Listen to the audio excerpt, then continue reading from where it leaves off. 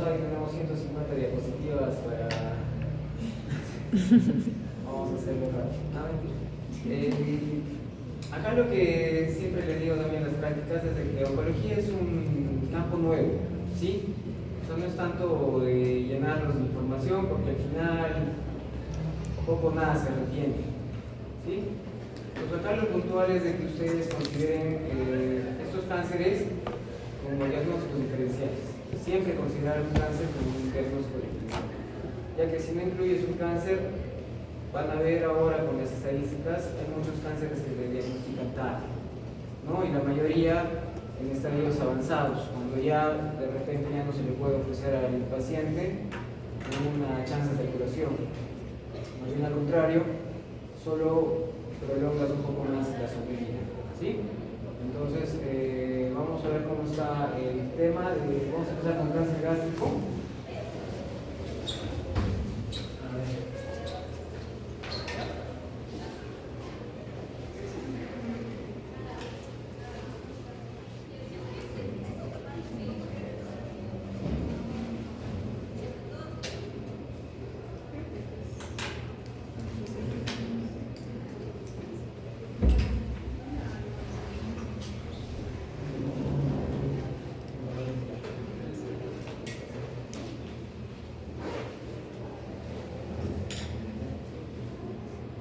Estos tres cánceres, como ya les he mencionado, vamos a intentar abarcar unos datos importantes, ¿no? He intentado no ser extenso en cuanto al tema, por lo menos algo puntual para que puedan tenerlo en cuenta, ¿no? ¿Ya?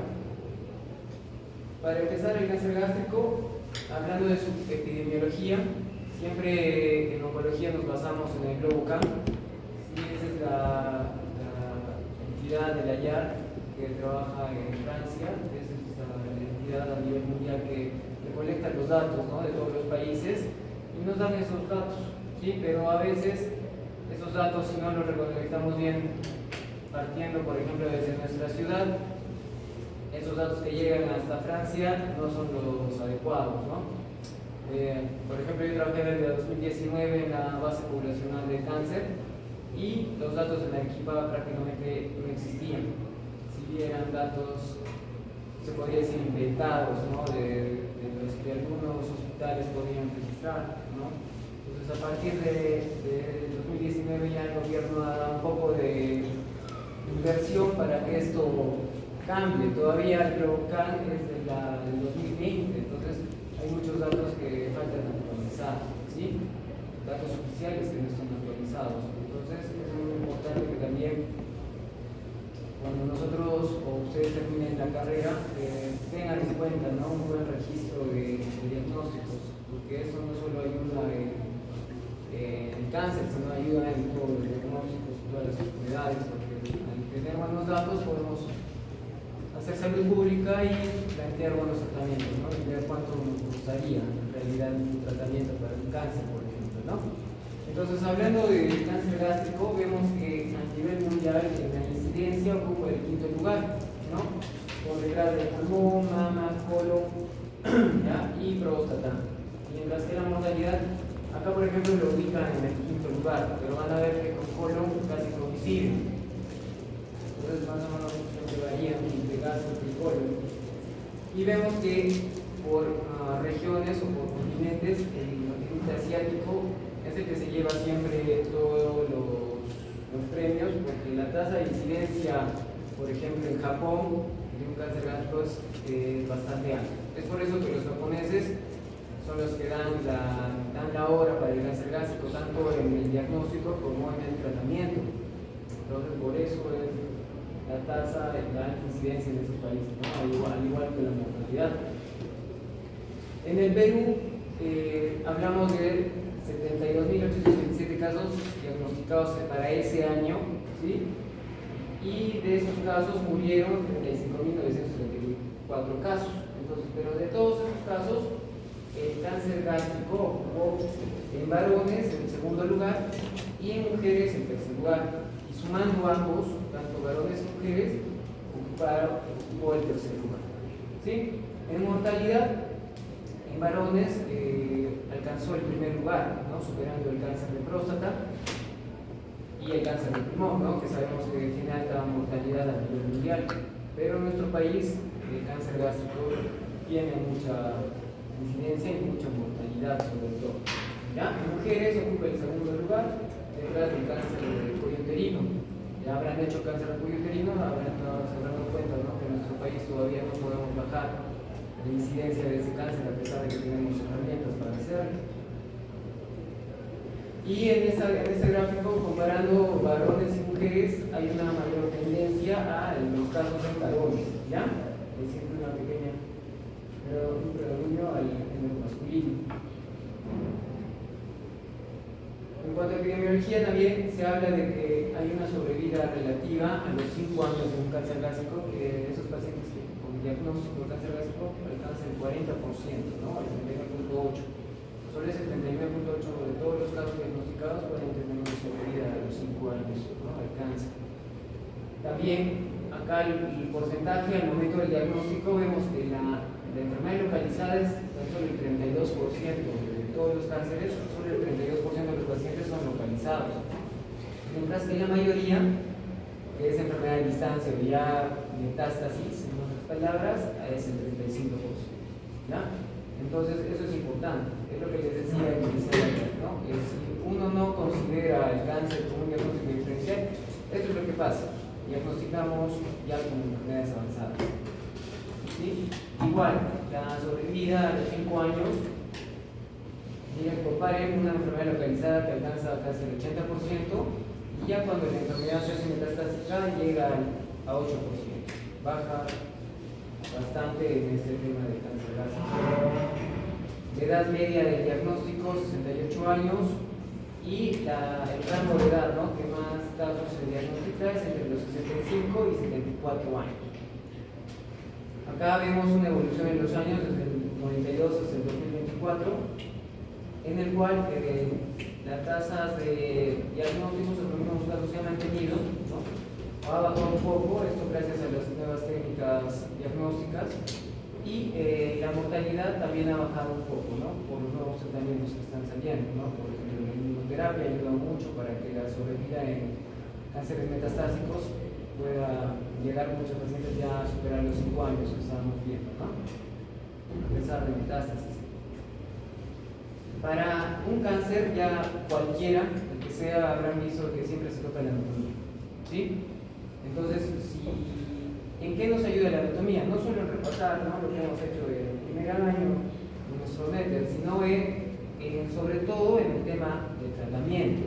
Si no manejan bien, en este caso el cáncer gástrico hablando, no maneja bien anatomía un cirujano oncólogo, acá ya tenemos problemas, ¿no? ¿Por qué? Si digamos es un tumor en curvatura mayor, acoge la arteria esplénica, el cirujano oncólogo, aparte de hacer la gastrectomía, tendría que hacer la esplenectomía, ¿no? Entonces es muy importante, ¿no? Reconocer todas estas arterias para poder sobre todo tener el abordaje quirúrgico, ¿ya? Igualmente la ubicación del tumor cuenta mucho. Por ejemplo, ¿no? Acá te comparo, ¿no? El punto A, donde el tumor no está a los 2 centímetros posterior a la unión gastroesofágica, ¿sí? Y hay un tumor B que entra dentro de esos 2 centímetros por debajo de la unión gastroesofágica. En ambos casos se consideran cáncer gástricos. ¿Por qué? Porque este tumor B, a pesar que está a los 2 centímetros de la unión gastroesofágica, no ha llegado a superar esta unión, ¿sí? Por eso que todavía se considera. Pero el caso del punto C, del tumor C, es distinto, ¿no? Al igual que el B está dentro de los 2 centímetros, pero la extensión del tumor sobrepasa la unión gastroesofágica. Entonces, en estos casos, ¿qué se considera? Ya como un cáncer de esófago o un cáncer de la unión gastroesofágica, ¿sí? Y el abordaje puede variar. Entonces, en esto es donde tenemos relevancia la anatomía. Acá es donde tenemos la ayuda de la anatomía. Al igual, la ubicación del tumor, el drenaje linfático, ¿no? Todos los cánceres tienen drenaje linfático. Siempre a mis grupos de práctica les hago las preguntas, ¿no? del drenaje linfático de los distintos órganos. Algunos adivinan, otros no. Acá se ríen. Pero es cierto, ¿no? Así como hay cánceres que el drenaje linfático lo puedes ver en el examen físico, en el caso del cáncer gástrico ese es abordaje quirúrgico. Entonces, el dominio del drenaje linfático también tiene que ser el tema quirúrgico, ¿no? Porque, por ejemplo, una gastrectomía de 1 o una gastrectomía de 2, ahí vemos hasta qué grupo ganglionar pueden retirar, ¿no? Estos todavía se consideran ganglios regionales cuando, por ejemplo, están en el hilo esplénico o que van también al hilo hepatobiliar, ¿ya? Entonces, ahí es la ayuda. Acá, por ejemplo, ¿no? Cuando vemos en una endoscopía un tumor, ¿no? Ya es una tumoración esofítica, sangrante, ya la evaluación, el estudio de extensión no se encuentra metástasis, pasa al abordaje quirúrgico. Esto ya es lo que se llama patología de la macroscopía, ¿no? La muestra que llega, ¿no? Lo que saca el cirujano llega a la mesa del patólogo y empieza a procesar la muestra, ¿no? Y así podemos ver, ¿no? Los tumores, como dicen, acá tenemos, por ejemplo, un tema de linitis plástica. Así se ve la linitis plástica cuando la retira, ¿no? Este también es un tumor ulcerado, ya luego de retirarlo. Acá en esta patología, ¿no? Ya cuando el patólogo nos va a informar de qué tipo de cáncer de estómago estamos hablando, tenemos una clasificación sencilla, ¿no? Que es la clasificación de Laurel, en la cual tenemos un tipo intestinal, que ustedes ya saben, ¿no? En semiología hemos hecho también una clasificación, ¿no? Es más frecuente en mujeres o en personas ancianas, mayores, eso es el tipo intestinal, en mujeres jóvenes, por ejemplo, el tipo difuso, ¿no? Pacientes jóvenes, en el cual ahí vemos la diferencia histológica. Acá tenemos la linitis plástica que vimos anterior, así se ve en el microscopio, ¿no? Entonces vemos cómo pierde la estructura glandular del estómago cuando ya estamos hablando de una lesión avanzada. Acá vemos también distintos tipos histológicos, no es el único el adenocarcinoma o el carcinoma de células en el anillo de sello, ¿no? Tenemos una variedad de tipos histológicos, ¿no? Los tubulares, papilares, células parietales. También no se olviden de que también el Helicobacter no solo nos va a llevar a hacer un adenocarcinoma o un carcinoma, sino nos puede llevar a hacer un linfoma gástrico. Entonces también está incluido dentro de las variantes histológicas los linfomas gástricos, ¿no? Porque en casi tienen la misma patogenia, ¿no? Desde donde arranca el Helicobacter.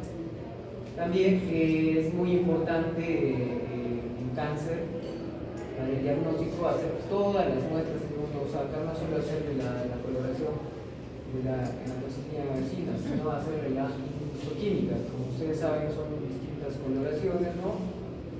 Que van a aplicar generalmente las que se piden para un cáncer gástrico, ¿no? CK7, CK20, U2, CK56, ¿no? Para hacer diagnósticos diferenciales, ¿ya? Esta es la evolución que les decía, ¿no? La patogénesis de un cáncer gástrico, de la invasión del Helicobacter pylori, cómo evoluciona, ¿no? Desde una gastritis superficial, crónica, atrófica, la metaplasia, ¿no? La metaplasia intestinal, la displasia, que es el paso previo ya al cáncer gástrico, ¿no? Entonces acá esto es muy importante, ¿no? Por ejemplo, nosotros como estudiantes, ustedes, no descuidar jamás, ¿no? El tema de la alimentación. Uno piensa, ¿no? Uno va al otro, tengo que ir al hospital, tengo que ir a la universidad, descuidamos mucho nuestra salud y al final la carrera a veces nos regalan esto, ¿no? Metaplasias, displasias si no cuidamos nuestra salud. Entonces también eso como recomendación para ustedes, ¿no? No descuidarse de la salud, ¿ya? Igualmente, ¿no? Esta evolución no solo es por el tiempo, ¿no? Que también se habla de unos 5 a 10 años que puede evolucionar desde la infección del Helicobacter, sino que también puede participar, por ejemplo, el P53 o el APC, ¿no? O la beta-catenina, ¿no? Para que pueda darse estos cambios de la estructura de la célula. Dentro de la biología molecular, lo que les mencionaba, ¿no? Estos genes, ¿no? Hay oncogenes, los más importantes del receptor del factor de crecimiento epidermal y la citrina D1, ¿no? Estos son oncogenes y también participan los genes expresores de tumores. El más conocido en la lista, el P53, ¿no? El famoso guardián también toma importancia la reparación de genes, en el cual el Mishmash o MMR que conocemos, o la inestabilidad microsatelital, que también toma importancia, ¿no? Cuando hay inestabilidad microsatelital, el paciente no puede beneficiarse de tratamientos con inmunoterapia, por ejemplo, ¿no? Ya casi a estas alturas del 2026 es una obligación pedirle a una biopsia estas pruebas genéticas, ¿sí? Podemos pedir estas genes o lo que también hablábamos en la parte práctica, pedirles el PDL1, ¿no? Seguramente ya les han enseñado en inmunoterapia el pedir el PDL1 a algunos tumores, ya que no todos los cánceres sobreexpresan en buena medida este PDL1, porque para que haya ese bloqueo del PDL1 o del PD1, ¿no? de la célula tumoral y del linfocito T, se necesita tener un buen valor de PDL1 en la muestra. Entonces, en el cáncer gástrico también hacemos esta prueba del PDL1 para ver si el paciente se va a beneficiar del medicamento. Dentro de todas las inmunoterapias, con el medicamento que más se benefician es con el nivolumab, ¿no? Es un medicamento que ya lo tenemos disponible y, por ejemplo, por el CIS, ¿no? Ahorita está mejor en cuanto a medicamentos oncológicos. Los factores de riesgo acá es algo que ya se domina.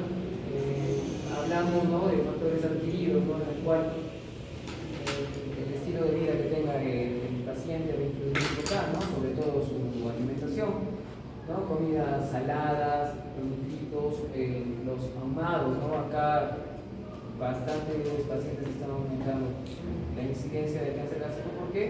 Justamente por el estilo de vida, por la comida que adquiere, ¿no? Ya prácticamente todas las casas te venden como zona de parrilla, indicándote que tienes que comer todos los fines de semana tu parrilla, ¿no? Pero lo único que estás empujando es de que la incidencia de cáncer gástrico se eleve, ¿no? Entonces, eso es muy importante, ¿no? Conocer los factores de riesgo para que tú en tu consulta, la primera vez que veas a tu paciente, orientes, pues, eduques a tu paciente, ya que es la mejor forma para prevenir estas enfermedades, ¿no? Como el cáncer. Luego el tema del tabaco, el alcohol también van a influir, y la infección por el Helicobacter, como ya lo hemos visto, el virus del Epstein-Barr, ¿no? Que también no es el cáncer de los que más provoca, ¿no? Ya que lo relacionamos más a los linfomas o al cáncer de nasofaringe, ¿no? Pero también en algunos estudios se ha podido relacionar al virus del Epstein-Barr, ¿no? Por eso lo colocan en la lista, ¿no? No como predominante, pero sí como que puede estar relacionado. ¿Sí? La exposición a la radiación. Algunas me preguntaron, ¿no? Pero ¿cómo te vas a irradiar, ¿no? En la zona del estómago, ¿no? A ver, ¿quién me podría responder eso? Este tema de exposición a radiación, ¿a qué radiación se refiere?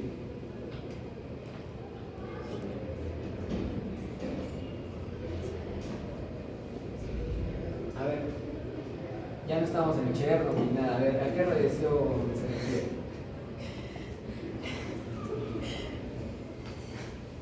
A ver, ¿quién que se le ocurra? Ya, o sea, un paciente que está expuesto a mucha radiación por controles tomográficos, se habrán dado cuenta que en ningún cáncer el screening se hace con tomografías, ¿no? No podemos hacer tomografías todos los años porque esa radiación sí podría causarnos un cáncer. Pero, por ejemplo, esta radiación que mencionan acá es en pacientes, por ejemplo, de linfomas gástricos, reciben radiación como tratamiento.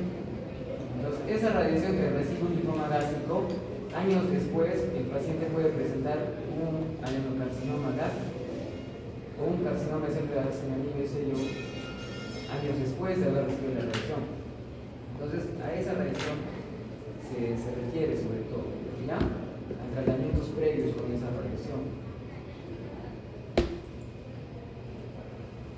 Luego, factores genéticos, como ya saben, ¿no? El tipo de sangre, ¿no? El tipo A, el paciente que haya tenido antecedentes de anemia perniciosa, eso es familiar, ¿no? Es muy importante el antecedente familiar acá, tanto el cáncer gástrico como el cáncer de colon, como vamos a ver, ¿no? Porque también un cáncer no polipositivo hereditario de colon también entra, ¿no? O fibrosis adenomatosa familiar, ¿no? O el síndrome de Ifraumeni, ¿no? Que también le funciona en las prácticas, ¿no?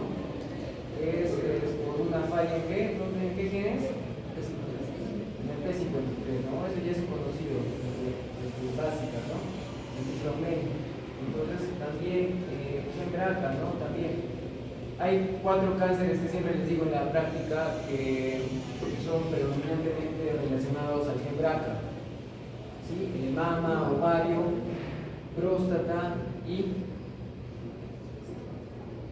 ¿cuál es el cuarto?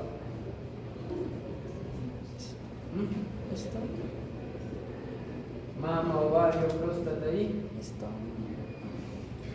no es estómago, no por lo que parece en la lista, ¿no?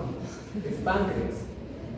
¿Sí? Esos 4 tienen bastante predominancia con el gen BRCA, pero les digo siempre que también no son los únicos. Entonces acá en la lista también lo verificamos, ¿no? Que también en cáncer gástrico podemos encontrar, ¿no? Tú mandas a evaluar la muestra de tu paciente y puedes encontrar también en BRCA, tanto el 1 como el 2. Entonces, el tema genético en un cáncer es bastante amplio, ¿no? También hay clasificaciones moleculares, entonces, pero eso ya es entrar a más detalle, ¿no? Y también complicarnos un poco la vida. Entonces, en cuanto a la clínica, eso también ya lo saben, siempre es importante saber de que un cáncer gástrico no es lo que uno se imagina, ¿no? Generalmente ver a tu paciente y adelgazado, con la fase caquética, no. O sea, generalmente un cáncer gástrico puede tan solo darte un indicio con una dispepsia, ¿no? O una virosis. No necesariamente el paciente tiene que verse mal para que ya esté con un cáncer adentro. Entonces, acá hay algunos síntomas que generalmente se puede confundir, ¿no? Con un tema de la gastritis, como lo hemos hecho también en el seno, o un tema de una úlcera péptica también, ¿no? Pueden coincidir los síntomas y no necesariamente ser un cuadro aparatoso, ¿no? En el cáncer gástrico. Entonces eso es importante. Por eso les decía, ¿no? Siempre hay que considerar un cáncer gástrico como un diagnóstico diferencial desde el inicio, ¿no? De una paciente o un paciente que puede estar teniendo esos síntomas, ¿no? Desde el tema de náuseas, vómitos o el dolor, ¿no? De las leches, ¿ya? Para el diagnóstico, el diagnóstico es directo, ¿no? Directo porque el paciente, si tiene estos síntomas, automáticamente ustedes tienen que derivarlo al gastroenterólogo, ¿no? ¿Para qué? Para que ya haga el estudio que va a ver al tumor, a la úlcera que esté ahí y va a hacer la toma de biopsia, ¿sí? Automáticamente necesitamos hacer la biopsia para reconocer si estamos ante un cáncer. Entonces, el diagnóstico es a través de esta endoscopía. Nos ayudamos con el tema de las tomografías, porque si ya tenemos el resultado de una biopsia positiva, va a pasar al siguiente punto, ¿no? Que sería el estadiaje. Entonces, ¿cómo estadificamos a un cáncer? El que sea, para hacer el DNM necesitamos estudios de imagen. Entonces, para un cáncer gástrico necesitamos tomografías, ¿no? Entonces, acá tomografía, saben, ¿no? Que para buscar metástasis no solo es tomografía abdominal o de abdomen superior que pediríamos, tenemos que pedir de tórax y si no tenemos resonancia para pedir pelvis, le damos tomografía de pelvis o de abdomen inferior, ¿no? Si tiene síntomas neurológicos, ¿qué van a pedir? Una resonancia magnética. Se pide una resonancia cerebral, ¿no? Si tiene la mano, pero si no, una tomografía cerebral también. Pero necesitamos estudios de imagen para ver enfermedades a distancia, ¿ya? Y poder hacer el estadiaje. Entonces, el estadiaje, órganos gastrointestinales, no nos basamos en el tamaño del tumor, ¿sí? Nos basamos en la profundidad y qué capas puedan estar comprometidas, ¿no? Entonces, si hablamos de anatomía, la lámina propia, la muscular, la submucosa, la muscular propia y la subserosa y serosa, ¿no? Pues en base a eso y vemos cómo el tumor va infiltrando, ¿no? Y cada capa coge es un estadio más avanzado, ¿no? Teniendo el T4B como el estadio más avanzado, cuando ya ha atravesó la serosa, ¿no? Y está comprometiendo órganos adyacentes, estructuras adyacentes. Luego, el tema de los ganglios, ¿no? El tema de los ganglios, acá además de todo el número, ¿no? Pero este estadiaje de ganglio generalmente es quirúrgico. Una vez cuando ya a veces ya han retirado la muestra, como les digo, ¿no? Si hacen de uno o de dos, ahí ves hasta qué número de ganglios podrían retirar. Entonces, si estamos hablando más de 16 ganglios, ya es un NTT, ¿no? Ya es un cáncer muy avanzado. Lo más probable es que ya sea un cáncer metastásico cuando ya encuentres un NTT. Entonces, en el tema del tratamiento, no solo es sacar la pieza operatoria, ¿no? No solo es acá. La cirugía oncológica abarca el tema de la disección ganglionar. Entonces, si no hacen buenas disecciones ganglionares, también en cualquier tipo de cáncer, también puede marcar la diferencia. Por ejemplo, si en un cáncer gástrico no llegas a sacar más de 16 ganglios como mínimo, ahí tenemos un problema. Si te quedas con 6 o 8, es una cirugía oncológica insuficiente o es una cirugía no oncológica, si es que no le ha hecho un oncólogo, ¿no?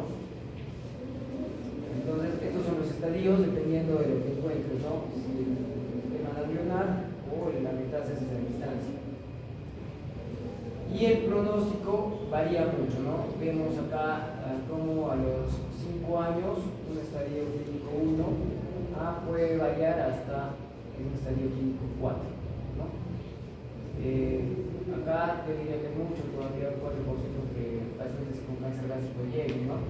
Esto sin tratamiento. Pero con tratamiento, no, lo que les decía, ¿no? La inmunoterapia está logrando ya que pacientes en estadio clínico 4 iniciales lleguen en estos 5 años. Entonces, muy bien. Entonces, eso hasta ahí con cáncer gástrico. Ahora vamos a entrar al tema del cáncer del colon. Finalmente, ¿no? La epidemiología en cáncer del colon es importante para reconocer cómo es la tendencia de una enfermedad. Entonces, primeramente el cáncer del colon antes lo relacionaban con factores de riesgo, nivel socioeconómico bajo, nivel socioeconómico alto, ¿no? Que había una marcada diferencia. Pero esto ha variado con el tiempo, ya que los niveles socioeconómicos bajos, entre comillas, también acceden a tipo de alimentación mala, ¿no? O sea, tienes comida chatarra a la mano y es por eso que la tendencia del nivel socioeconómico ya está quedando atrás la forma de diferenciar esto. Sí, porque ya no es de que el nivel socioeconómico bajo no puede comer frituras, por ejemplo, ¿no? Entonces, acá en cuarto lugar está dando el cáncer de colon en incidencia mundial, ¿no? Y en mortalidad, acá les decía, ¿no? Acá el cáncer gástrico está por un punto adelante. El tema de población, el asiático se mantiene, ¿no? Los gastrointestinales, por eso les decía, ¿no? El tema de los asiáticos son los que manejan, predomina tanto en incidencia y mortalidad. En Perú, en cuanto a incidencia, si lo separamos en varones y mujeres, a nivel de varones es el tercer lugar y en mujeres sale, ¿no? Se desplaza desde este podio. Al igual en ambos sexos, el de gástrico es el que predomina por encima del de colon. Luego la mortalidad tampoco no está dentro de los tres primeros. Hay un leve predominio en mujeres, acá es distinto, ¿no? El gástrico dijimos que predominaba más en varones, el de colon un poco más por un punto en mujeres. ¿Sí? Eso es muy importante también, ¿no? Reconocer las enfermedades por diferenciarlas por género. Acá la sobrevida relativa a los 5 años es superior al cáncer gástrico, ¿sí? Alcanza el 65%. Recuerden que en cáncer gástrico, ¿cuánto era?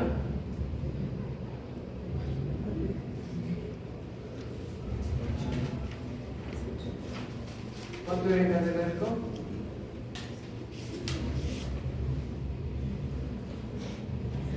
39, ¿no? Casi 40. Entonces, igual, ¿no? al momento del diagnóstico, cómo está la enfermedad diagnosticada. En cáncer de colon, acá se han dado cuenta, ¿no? Varía, ¿no? Acá un poco más la enfermedad localizada y la regional, bajando la enfermedad a distancia. ¿Y esto por qué creen? Porque en el cáncer gástrico hemos visto, ¿no?, que era más enfermedades avanzadas, ¿no? El diagnóstico alcanzaba el 35%, pero en colon, ¿qué hace de que al momento del diagnóstico sea más enfermedad localizada y regional que la enfermedad a distancia? La clínica, ¿no? Generalmente el cáncer de colon te va a dar más síntomas y a veces los síntomas son más súbitos. Por ejemplo, un paciente con cáncer de colon te puede debutar con una obstrucción, ¿sí? Se obstruye, o sea, el tumor no necesariamente haya mandado metástasis, pero crece localmente, obstruye al paciente, el paciente entra por emergencia por un cuadro obstructivo y ya pues la enfermedad es regional o localizada, ¿no?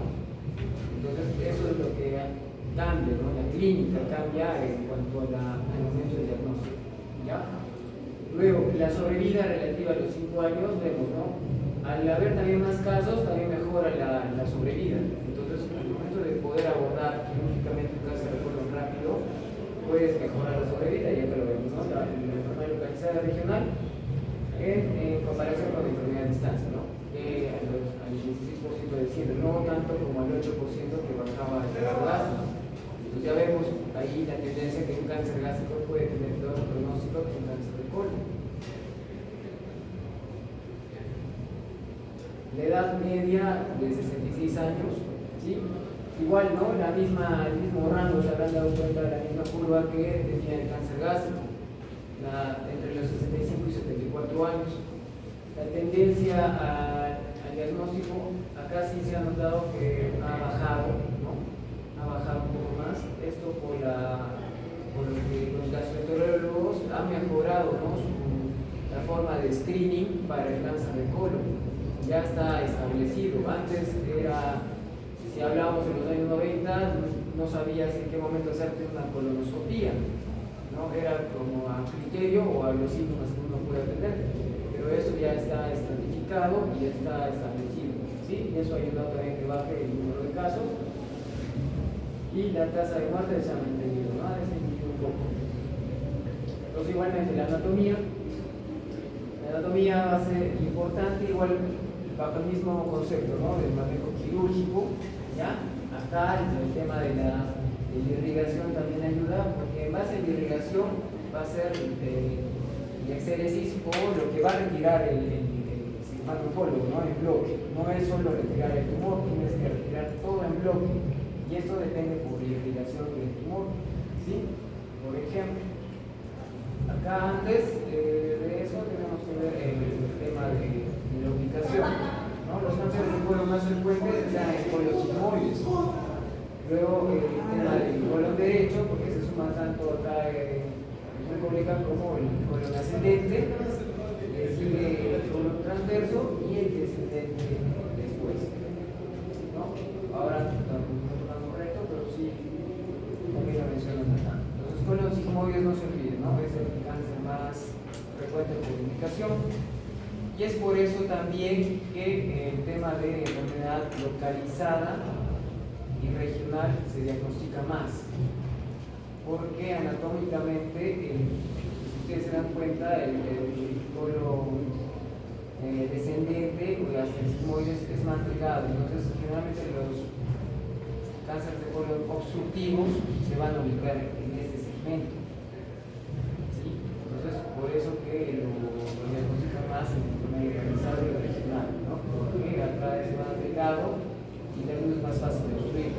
Caso contrario es el colon derecho o ascendente, en el cual ahí la clínica va a variar, ¿no? Lo vamos a ver más adelante. Entonces, acá los grupos ganglionares también cambian, ¿no?, de acuerdo a la ubicación. Si fuera un colon sigmoides, descendente, ascendente, tienen sus propios grupos ganglionares. Entonces, ¿eso en qué nos va a ayudar? De que por la ubicación ya sabe el cirujano dónde va a drenar ese tumor.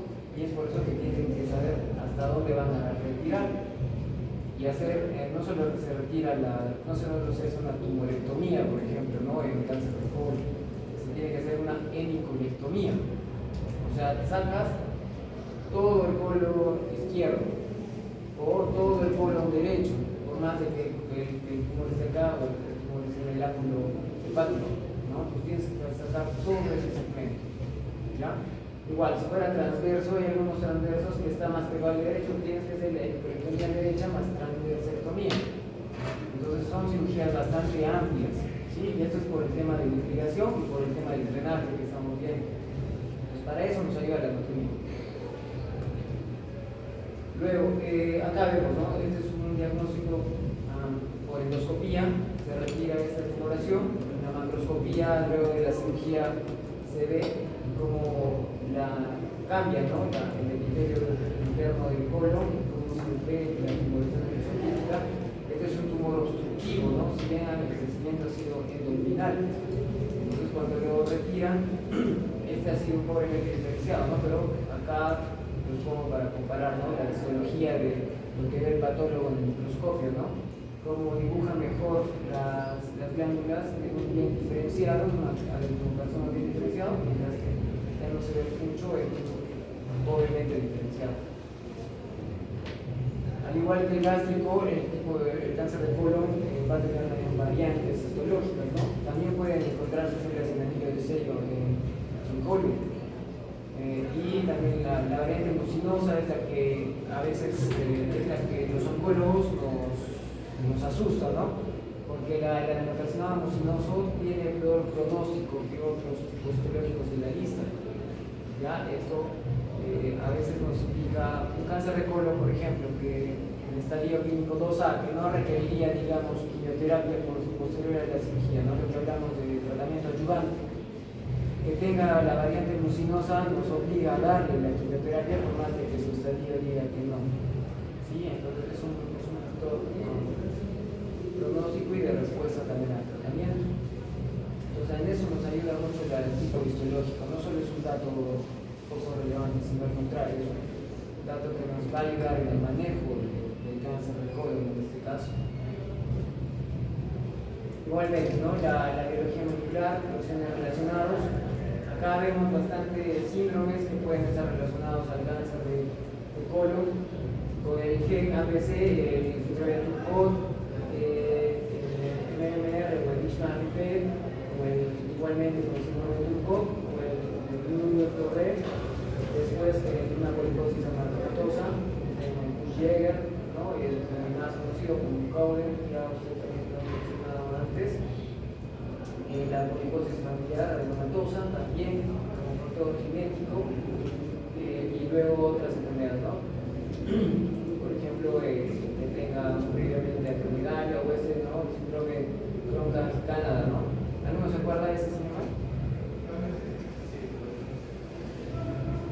¿Alguno? ¿Ah? Es otro síndrome, ¿no? que causa pólipos en el colon, ¿no? Son también algunas variables típicas en el paciente, ¿no? Con cambios a nivel de piel, por ejemplo. Pero todos son relacionados a pólipos. Todo nace de un pólipo. Entonces, generalmente sus síndromes hacen que en el colon haya pólipos.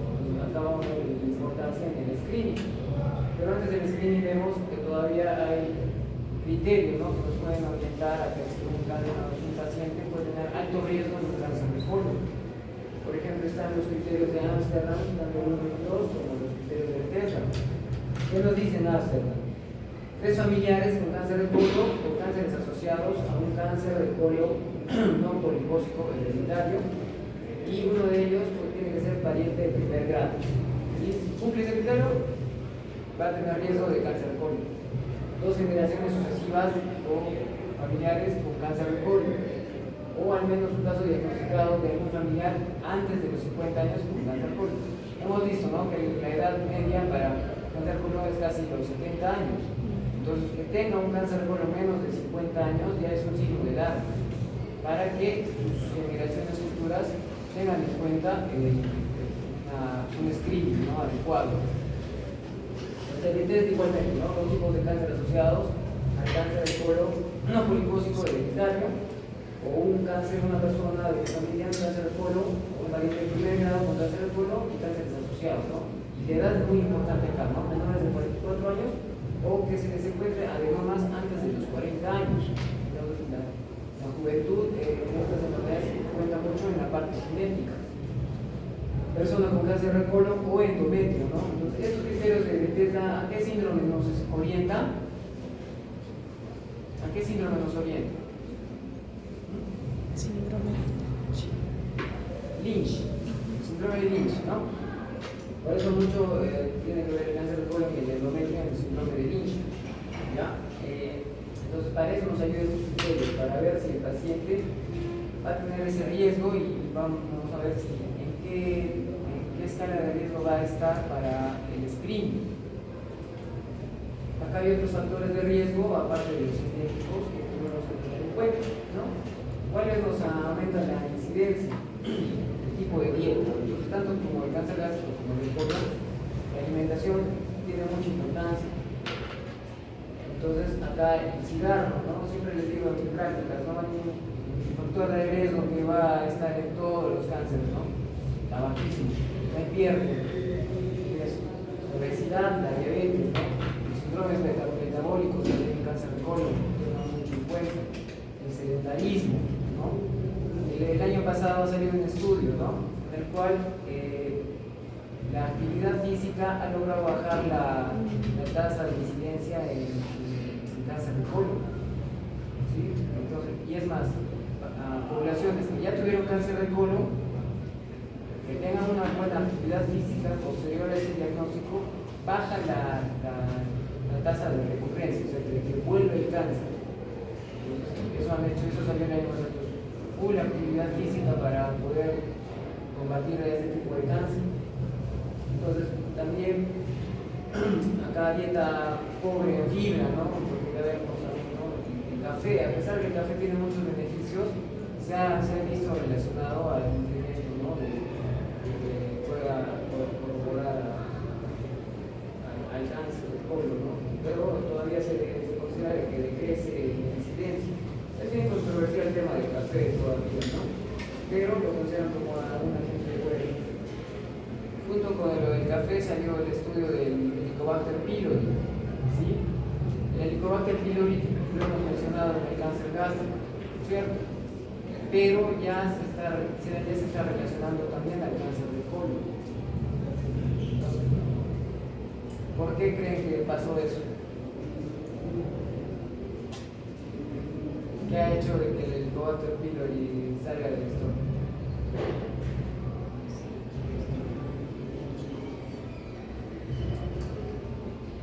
Ya, muy bien, tiene que ver mucho el pH, ¿no? Entonces tiene que ver mucho los estilos de vida, la alimentación, todo esto, ¿no? Las nuevas, en realidad todo lo que están cambiando, ¿no? Están cambiando bastante los estilos de vida, ¿no?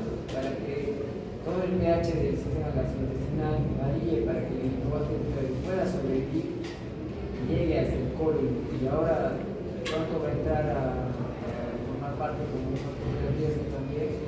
Entonces eso es importante, ¿no? La educación que tú brindes a tu paciente también cuenta mucho, ¿no? Para que esos estilos de vida no cambien. Lo que hablábamos de la clínica, ¿no? Varía mucho en cuanto a un colon derecho a un colon izquierdo. Generalmente el colon izquierdo va a tener tendencia a dolores, disfunción abdominal, signos de obstrucción, mientras que el colon derecho el paciente puede estar más fatigado, pálido, hablando de un sangrado, ¿no? Y ese sangrado generalmente es microscópico, no es naso, ¿no? Por lo que el diagnóstico puede hacerse un poco más difícil en el lado derecho. Por eso que si hablamos, hay una clasificación, ¿no? Molecular del cáncer de colon, en el cual el que tiene peor pronóstico es el cáncer de colon derecho. No solo por la clínica que estamos tratando, sino por las variantes moleculares que están ahí. Ahí se le llama también al cáncer de colon derecho el cáncer mesenquimal, ¿no? Tiene peor pronóstico el izquierdo. Acá también el tema, ¿no? De las mutaciones. ser un tumor que tiene mutaciones, pero tiene las mutaciones que no responden a los tratamientos. Por ejemplo, en el colon izquierdo se le hace también la inestabilidad microsatelital que hablábamos para el cáncer gástrico y se puede beneficiar de la inmunoterapia. ¿Sí? O el gen NRAS, ¿no? Que si está mutado no se beneficia con el cetuximab, ¿no? Que es un medicamento que si no tuviera esa mutación se puede beneficiar. Entonces, esas mutaciones ya nos están orientando para mejorar los tratamientos y mejorar también la sobrevida de este tema del cáncer de colon. Acá hubo un estudio, ¿no?, en el cual coincidió, ¿no?, que los síntomas más frecuentes para un cáncer de colon son dolor abdominales, por eso los diagnósticos más localizados, regionales, la pérdida de peso, anemia, anorexia, la constipación, náuseas, todo lo que está en la lista, ¿no? A veces llegas a palpar tumor, ¿no? El examen físico por eso es muy importante también.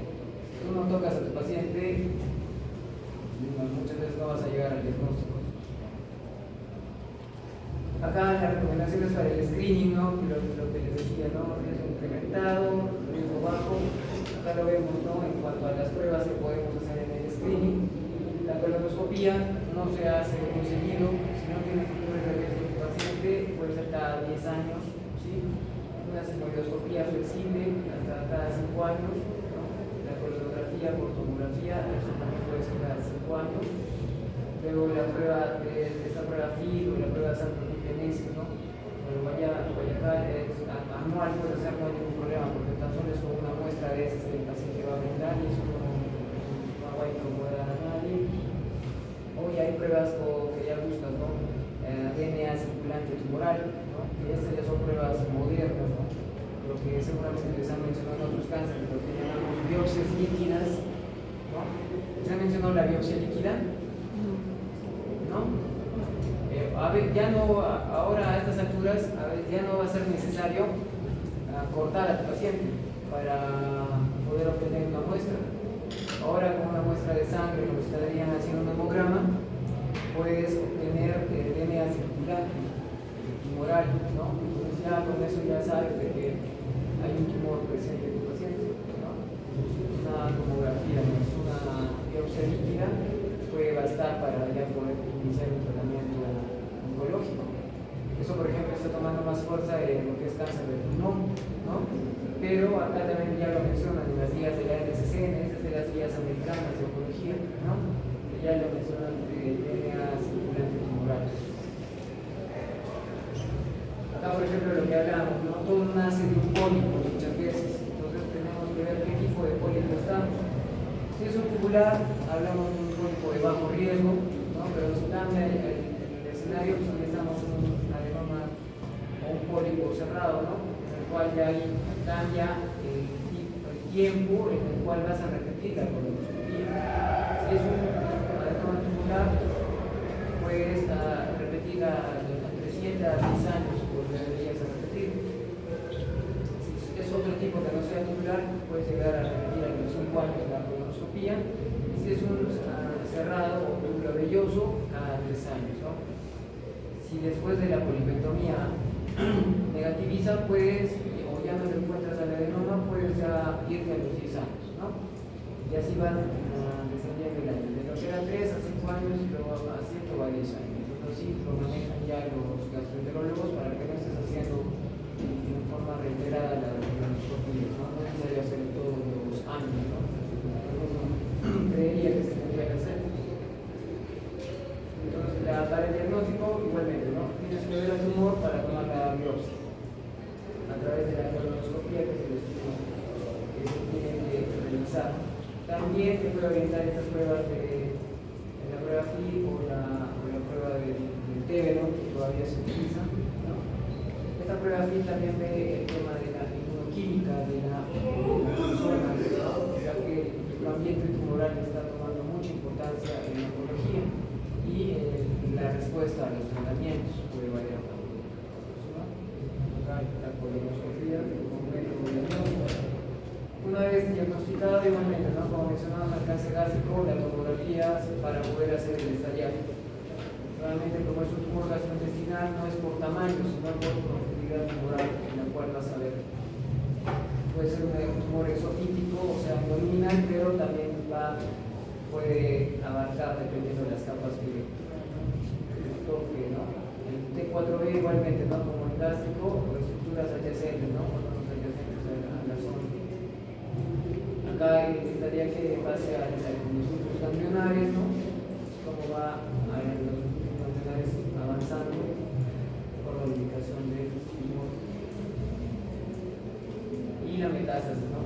Acá, metástasis, generalmente si coge metástasis peritoneal y ahí un poco se ensombrece la zona, ¿no? Porque a veces hay cánceres de colon que pueden tener metástasis hepáticas. Uno piensa que ya tener una metástasis hepática ya no hay mucho por hacer, ¿no? Pero en cáncer de colon hemos visto que las metástasis hepáticas pueden tener muy buenas respuestas. Reciben quimioterapia neoadyuvante y pueden desaparecer las metástasis y el paciente se hace candidato de una cirugía, ¿sí? Entonces, eso han visto a través de los estudios, ¿no? De comparar los pacientes, ¿no? Cómo respondían los que solo tenían metástasis hepáticas o los que tenían metástasis hepáticas y metástasis peritoneal, ¿no? Lo que llamamos la carcinomatosis. El paciente viene con asitis, ¿no? No sé si habrán visto eso. El pronóstico también igual que cómo baja, ¿no? En estadio clínico 1 a un estadio clínico 4. Y acá también hay factores pronósticos, ¿no? Como la inestabilidad microsatelital, que es un otro buen pronóstico. Cuando tiene inestabilidad microsatelital positiva, nos dice que está relacionado a un síndrome de Lynch, ese cáncer de colon. Entonces, cuando está relacionado al síndrome de Lynch, tiene mejor pronóstico ese cáncer, ¿sí? Es distinto que los doctores de peor pronóstico, como otras mutaciones, X2, ¿no? La pérdida de eso en su tipo, no sabe el tamaño, o el tamaño tumoral, los márgenes positivos en la cirugía, o sea, todo eso va a influir en cómo va a ir el paciente. Derivación intravascular, derivación perineural también, ¿no? Al tener derivación intravascular, sabemos que ya hay mucha probabilidad de que ya el paciente haya hecho metástasis a distancia, porque muchas veces las metástasis no se van a manifestar en las tomografías, sino ya tiempo después. Todavía son microscópicas muchas metástasis. Entonces, eso ayuda. Tampoco el PET-CT tampoco nos ayuda mucho, porque el PET-CT tiene relevancia de acuerdo al tamaño de las lesiones. Recién lesiones más de 1 centímetro, podemos encontrarlos en el PET-CT. ¿Sí? ¿Saben lo que es el PET-CT? Porque hablo, pero de repente no me entiendo. A ver, ¿quién sabe lo que es el PET-CT? A ver, Es una prueba de imagen donde además de evaluar la estructura propia del cuerpo, se encarga de evaluar el metabolismo del sistema nervioso, las unidades que se llevan. Entonces, lo que se tiene es un tipo de glucosa marcada y eso se utiliza bastante en técnicas de se va a marcar principalmente esas zonas. Excelente, ¿no? El PET-CT es una prueba, sí, tipo una tomografía, pero la diferencia es de la sustancia de contraste en la que utilizas. Como lo bien has dicho, ¿no? Es una sustancia a base de glucosa, es la 5-fluorodesoxil de glucosa, en la cual el tumor va a captar y en imagen se va a prender con un foco. ¿Sí? Eso no te puede dar la tomografía convencional, porque la tomografía solo se va a ver la imagen, pero no te dice si ese tumor está activo o solo es necrosis, ¿no? Entonces, eso para lesiones más de 1 centímetro nos ayuda a ver ¿ya? Y en cáncer de piel, acá no he profundizado mucho porque cáncer de piel como tal es lo más importante es de que conozcan cómo diagnosticar, ¿sí? Dentro del cáncer de piel lo han separado, ¿no? Lo que es los melanomas, por ejemplo, ¿no? Los melanomas no se consideraban dentro de los cánceres de piel, pero el melanoma ya es todo un capítulo aparte por la agresividad de este tumor, por los tratamientos de este tumor, por el comportamiento molecular de este tumor, ¿no? Luego otro capítulo dentro del cáncer de piel, tenemos las diferencias, ¿no?, de el carcinoma de células de Merkel, el dermatofibroma protuberans, ¿no?, que ahorita no nos lleva ahorita nada, ¿no? Entonces acá donde tenemos que llevar nuestros ojos para poder diagnosticarlos rápidamente son los carcinomas vasocelulares, por ejemplo, ¿no?, que son los más comunes que podemos encontrar en personas adultos mayores. Entonces, la incidencia de este tipo de cáncer solo de piel, no melanoma, estamos hablando de casi también ocupa el quinto lugar, ¿no?, por detrás de próstata. Esto varía, como les decía, ¿no?, eso depende de la región de las tablas, ¿no?, porque también hemos visto el ecólogo abarca el quinto lugar, ¿no?, pero a veces en las listas no lo consideran este tipo de cáncer. ¿Y esto por qué? Porque este es un cáncer subdiagnosticado. El cáncer de piel muchas veces queda como una anécdota.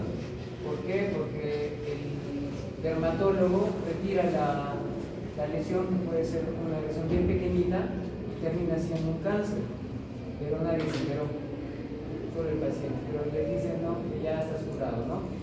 Entonces, por eso no se incluye el cáncer de piel como tal dentro de las listas de epidemiología. Lo retiran, y acá se van a dar cuenta, por ejemplo, ¿no? Por continentes, todo lo que es Norteamérica, Europa, ¿no?, por el tipo de piel que tienen, predomina en incidencia y en mortalidad Asia. Y acá lo que les decía, ¿no?, en Perú, por ejemplo, al no tener un buen registro del cáncer de piel, ¿qué hacen? Es todos los cánceres, ¿no?, los 72.827 casos, y acá abajo como un dato adicional no propio como cáncer de piel, sino lo ponen como todos los cánceres, incluyendo el cáncer de piel, tan solo casi un poco más de 3.000 casos, y en mortalidad un poco más de 300 casos, ¿no? Pero esto es falso, ¿no?, porque ¿cuántos van al dermatólogo y se retiran un lunar, que ese lunar terminó siendo un carcinoma vasocelular? Entonces ese es el problema en cuanto a la epidemiología de este cáncer, ¿no? Está subdiagnosticado, ¿no? No hay buenos reportes, porque los que sí llegan a oncología nosotros tenemos la obligación de reportarlos, pero muchas veces otras especialidades, cirugía general, dermatología, todavía no están con el chip, ¿no?, del registro de sus diagnósticos, ¿no?, lo que podría cambiar mucho el manejo de las enfermedades. Entonces, lo que les decía, ¿no?, acá lo más importante es el diagnóstico de las lesiones de un cáncer de piel. Antes era el ABC, ahora se ha extendido hasta la E, porque tenemos que considerar el diámetro y también la evolución de las lesiones, ¿no? Uno puede confiarse, ¿no?, que es mi lunar, pero también hay que ver por cuánto tiempo tengo ese lunar, ¿no?, si es de nacimiento o de una reciente aparición. Entonces, es muy importante tener en cuenta eso, ¿no?, los bordes, la simetría, el color. Pues acá les he puesto, ¿no?, para tener en cuenta cómo poder diferenciar. Siempre es importante diferenciar, poder comparar. Siempre compare, ¿no? Igual cuando evalúa un miembro, una extremidad, compare con la otra. Si sale en la derecha, compare con la izquierda, ¿no? Entonces es importante comparar el cáncer de piel, es muy importante. ¿Qué factores de riesgo? Generalmente el principal enemigo va a ser el sol, ¿no? Entonces, toda la exposición solar, quemaduras solares, hasta las cabinas de bronceado, todo lo que tenga que ver con el sol y el UV y los rayos, ¿no?, ultravioletas tienen que ver. También el tipo de piel, ¿no?, influye en el factor de riesgo. De edad, a mayor edad, mayor riesgo de que aparezcan esos tipos de cáncer, sobre todo con los celulares. ¿Por qué? Porque la piel absorbe toda esa radiación y con el tiempo se acumula. Por eso que es más frecuente encontrar en adultos mayores este tipo de cáncer. Es distinto en melanoma, por ejemplo, ¿no? Melanoma puedes encontrar hasta su edad, ¿no? 20 años puedes encontrar pacientes con melanoma. 30 años con melanoma, ¿no? Es distinto, tiene otro tipo de biología, es el melanoma. Es por eso que yo antes he hablado con un capítulo aparte, ¿no? Y antecedentes familiares, por ejemplo, mi abuelito, mi papá tiene cáncer de piel, entonces, ya lo más probable es que yo le va a tener cáncer de piel, ¿no? Entonces, los cánceres de piel podemos verlos. Acá les he traído los más frecuentes, que son los vasocelulares, que se pueden ver de esta forma. Y acá también está el de células escamosas, que tiene un comportamiento un poco más agresivo que el vasocelular. ¿Sí? Entonces también varía el manejo. Entonces también por la agresividad va a variar el manejo de cualquier sustancia.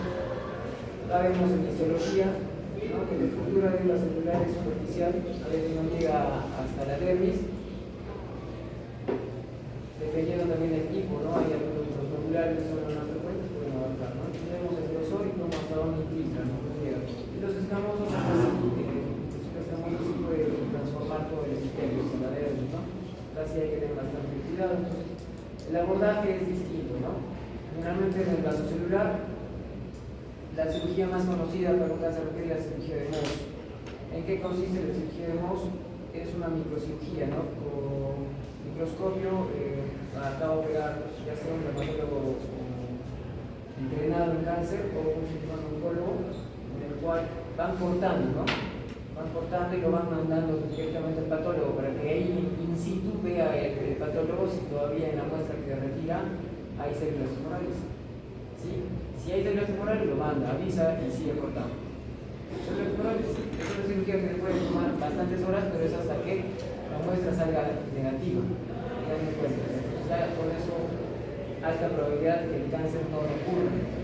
Si tú no aseguras márgenes en un cáncer de piel, aparecer, y hay algunos cánceres que ya tantas veces lo operó al paciente que el cirujano dice ya no tengo cómo asegurar márgenes o ya no tengo cómo afrontar la herida. Entonces, ¿a qué lleva? A que el paciente sea voluntario para tratamientos como radioterapia, por ejemplo, ¿no? Pudiendo evitarse con una otra cirugía. Entonces, con eso nos aseguramos, con la cirugía de Mohs nos aseguramos para que no llegue a eso, ¿no? En algunos casos más extremos se llega a usar quimioterapia, ¿no? Quimioterapia tópica, como el ciclofluoracilo o el infinol, ¿no? Son terapias locales, pues, atópicas, para también bajar el riesgo de que un cáncer que en teoría tendría que manejarse fácilmente no se haga regional ni a distancia. Este es un manejo distinto en cuanto a células escamosas, ¿no? La cirugía tiene que ser un poco más agresiva, pero siempre pueden hacer temas reconstructivos, ¿no? Cirujanos de cabeza y cuello. Para el pronóstico, acá hay un cáncer de piel es muy importante, ¿no? Aparte del tamaño tumoral, la cirugía yo diría, ¿no? Para asegurar los márgenes quirúrgicos, ¿no? La terapia de radiación, el FUA, ¿no? Que es las cabinas de ultravioleta, ¿no? Para otro tipo de enfermedades como psoriasis también, eso también puede empeorar el pronóstico del cáncer de piel o la inmunosupresión para que fuera en contra del paciente. Muy bien, creo que es bastante tratar un cáncer y más debería ser cáncer por próximo uno para poder utilizarlos más, ¿no? Pero para no hacerlo muy largo, ¿alguna pregunta? ¿Hay screening para cáncer de estómago? El screening de cáncer de estómago todavía no se estableció, pero si hay factores de riesgo, sí se favorece, ¿no? Al igual que con los tiempos en un cáncer de colon, se está manejando los mismos tiempos para endoscopías altas. Si hay alto riesgo, en 3 años puede volver a repetir un cáncer para cáncer gástrico.